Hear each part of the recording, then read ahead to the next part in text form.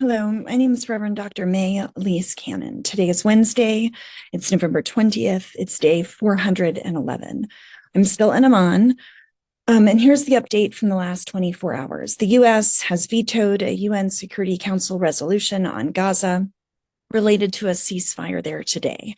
The draft resolution was aimed at calling for an immediate, unconditional, and permanent ceasefire in Gaza, the release of all hostages held by Palestinian groups in the enclave. It also called for an exchange of Palestinian prisoners and complete withdrawal of Israeli forces from Gaza.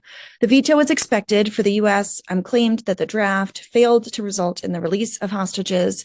They said that it would send a dangerous message to Hamas, and that they do not, that if it passed, it would allow Hamas to not have any incentive to come back to the negotiating table. The U.S. Was the only veto. There were 14 votes in favor of the resolution. An Israeli soldier was killed in Gaza in the past day, which marked the death of the 800th soldier or officer killed since October 7th of last year. That was announced on Israeli Army radio. The soldier was killed yesterday in Beit Lahia in Gaza during clashes. A kindergarten in Acre. Acre is a town also called Akko. That's a medieval town along the Mediterranean coast of Israel. It was hit today by a rocket from Hezbollah. There were no injuries. Dozens of rockets came into Israel. Israel continued its bombardment of Lebanon as well. Israel has issued 1,126 arrest warrants for ultra-Orthodox conscripts into the army who have not responded to drafting orders into the Israeli Defense Forces.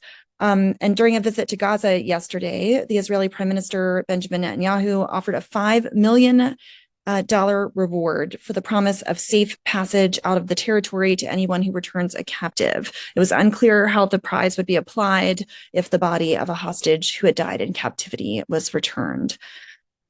In Gaza, early this morning, an Israeli airstrike on a house that was near a bakery shop in Al Sabra, which is a neighborhood in Gaza City in the north, resulted in dozens of casualties, which included 15 children. On World Children's Day, it was reported that the death toll of children since October 7th of last year is at least 17,400 children killed over the last 14 months. The Israeli airstrikes directly targeted the Civil Defense Rescue Team and killed one member of its staff, according to some reports.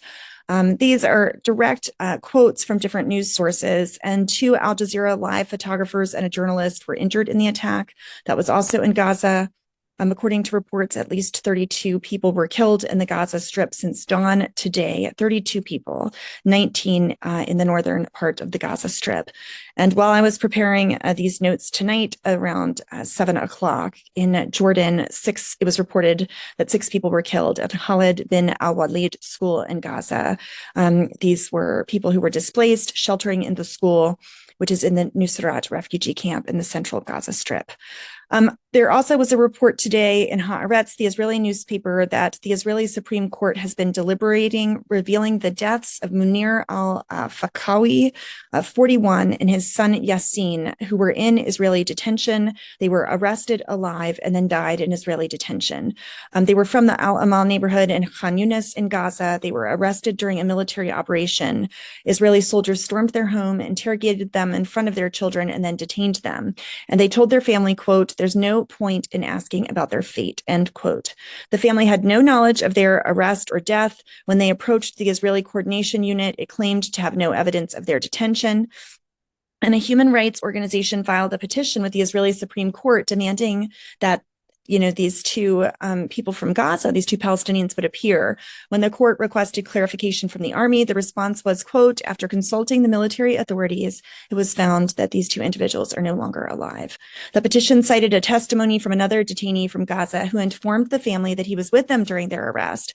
He alleged that the Israeli army also used the detainees as human shields before releasing him, and kept al-Fakawi and his son. The family had believed that they were held in prison inside of Israel, possibly the State Taman facility. That's the facility that's so notorious for torture and abuse that's in the Negev.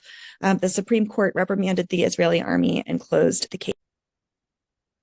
According to B'Tselem, the Israeli human rights organization, at the end of June of this year, the Israeli Prison Service was holding 3,340 Palestinians in administrative detention, which means no charges, no due process. And in some cases, the military holds administrative detainees, usually for short periods of time, until there's room for them in a prison service facility. As of August of this year, Associated Press reported that the Israeli army had said 36 Palestinian prisoners had died in military-run detention centers since October of last year. It said some of them had previous illnesses or injuries caused to them as a result of ongoing hostilities and did not elaborate further. According to autopsy reports for 5 of the detainees, 2 bore signs of physical trauma, such as broken ribs, while the death of a third could have been avoided if there had been greater care for his medical needs. The reports were provided to the Associated Press by Physicians for Human Rights in Israel, an Israeli human rights organization whose doctors observed the autopsies. The UN Security Council, I already talked about that vote, so I won't go through that again. In the West Bank, there were incursions and hostilities in Jenin for the second straight day in a row, and this is the north of the occupied territories in the West Bank. This was between resistance fighters and the Israeli military. That continued today. It's been ongoing over the past months, but this was at least the second consecutive day. Reports from security posts included an exchange of fire between the IDF and people in the Jenin refugee camp. Reports said an IDF helicopter fired a missile at a vehicle in Wadi Hassan between the town of Al Yamoun and Burkine, west of Jenin. There were clashes in villages outside of the city. There was an IED explosion, and at least 1 Palestinian was reportedly killed. 2 cars were set on fire in a Palestinian village of Al-Mazara al-Arabiya in the northern West Bank, and the Shin Bet Security Service launched an investigation to determine if the perpetrators were Jewish settlers. In October of this year, Yesh Din reported 114 incidents of settler violence. October is when it's the olive harvest season, and 114 incidents of violence by settlers and armed soldiers. This is an average of more than 3 incidents per day. These incidents took place on the lands of 51 Palestinian towns and villages in the West Bank. The acts of violence included shootings, some resulting in fatalities, violent assaults, threats, expulsion of harvesters, preventing harvesting, theft of crops and agricultural equipment, the cutting down of trees and moors. In approximately 50% of cases, Israeli security forces, including military, police, and settlements emergency response teams were present. However, instead of protecting the Palestinian harvesters as required of law enforcement authorities by law, they cooperated with settlers and prevented Palestinians from being able to harvest their crops. This data only reflects the incidents that were documented by Yesh Din, an Israeli human rights organization, during this period, and it is not a comprehensive report. In Lebanon, I had a meeting in Jordan today, and I was being briefed on some things that have been happening the last several weeks.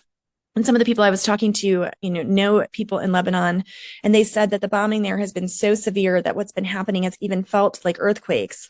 And they actually said that earthquakes have been occurring because the bombing has been so severe. And I did some research, and it's not that earthquakes have been occurring. So what I found is that the bombing of Lebanon has been so severe over the past 4 to 6 weeks that it triggered false earthquake alerts. It even triggered them in northern Israel, according to the Israeli news articles from late October, like Ynet. The tremors are described by a professor of geology and earthquakes, and said that the bombing attacks now and of the past 6 weeks, this is a quote, "The bombs used, especially those designed to penetrate fortifications, generate extremely violent tremors that closely resemble tremors caused by seismic waves, particularly during the penetration process and then the moment of explosion. These are the types of strikes that previously killed Hezbollah, the head of Hassan Nasrallah, for example." Overnight into this morning, 11 Lebanese civilians were killed in attacks in South Lebanon. And today there was a televised pre-recorded speech by the new Secretary General of Hezbollah, Naim Qassem. That was aired today just after the departure of the U.S. Special Envoy Hochstein, who then was on his way to Israel. Qassem said his group had reviewed and given feedback on the U.S. drafted ceasefire proposal to end fighting between Hezbollah and Israel, and that a halt to hostilities is now in Israel's hands. Qassem's speech highlighted how Hezbollah went through a state of real confusion for at least 10 days after the assassination of Secretary General Nasrallah. And he said, this is Qasem, said, we have two choices in front of us to stop the Israeli aggression on Lebanon, to fight or to surrender. And we won't surrender until a ceasefire is achieved with respect for Lebanon's sovereignty.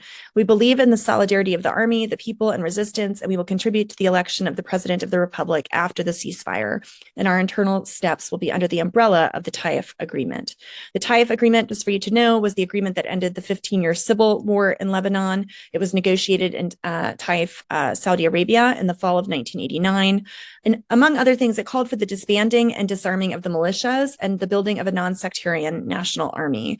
It also addressed the establishment of the relationship between Lebanon and Syria and the framework for the beginning of a complete withdrawal of Syrian forces from Lebanon as well.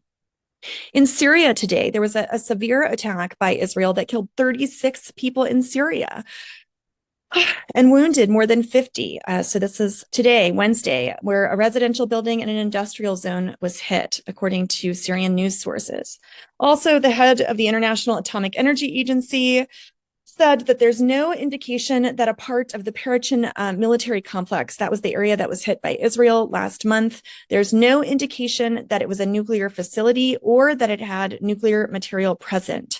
This is a direct response to Benjamin Netanyahu's speech on Monday, last Monday, that Israel had struck a specific component in their nuclear program. I'm sorry, that's not in Syria, that's referring to Iran. So the International Atomic Energy Agency said there was no indication that Israel's attacks on Iran struck anything related to a nuclear program. Senior Hamas negotiators are no longer in Doha, Qatar officials said yesterday, stressing that the group's office in the country is not permanently closed. And Iran's president, Masoud Pezeshkian, called on Pope Francis, His Holiness Pope Francis, to use his influence with Christian governments to stop the war in the Middle East, the semi-official Fars news agency reported today. And finally, it was reported also that the Conference of European Rabbis today rebuked Pope Francis for insinuating that Israel was committing genocide in Gaza. Reports this past week, I've been talking about them, said that His Holiness was asking the question and said that an investigation needs to happen about whether or not genocide is being committed in Gaza. And I'd just say anyone that looks at the death tolls of 17,000 plus children being killed, 44,000 people being killed, 13 plus 14 months of ongoing bombardment, needs to be asking these kinds of questions. And so I'm grateful for the courage of world leaders like His Holiness Pope Francis for asking those kinds of questions. And I hope Catholics in the United States and around the world and Christians and people of goodwill will stand with leaders around the world to say enough killing, enough mass violence, enough weapons. Let's call for the withholding of arms. Let's call for peace in the Middle East as we continue in our efforts to end war and violence here and everywhere. In the name of God, amen.